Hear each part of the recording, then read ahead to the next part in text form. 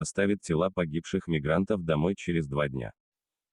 21 час 57 минут 17 мая 2020 года. Через 2 дня специальный рейс доставит таджикских мигрантов, погибших в России по разным причинам, в Таджикистан. Понедельник, 17 мая, Спутник. Об этом заявил президент Федерации мигрантов России Михаил Кожинев в онлайн-интервью в ответ на вопрос мигрантов. Авторские права СС0 Пиксабей. Смерть таджикского мигранта после падения с 12-го этажа работал всего 2 дня. По словам главы Российской Федерации мигрантов, самолет доставит тела таджикских мигрантов в Таджикистан 19 мая. Но он не сказал, сколько существует грузовиков 200. Он сказал, что тела многих родственников в настоящее время мертвы, и они ожидают открытия границы. Президент Российской Федерации мигрантов заявил, что сейчас, учитывая сложившуюся ситуацию, многие решили похоронить мертвых в России.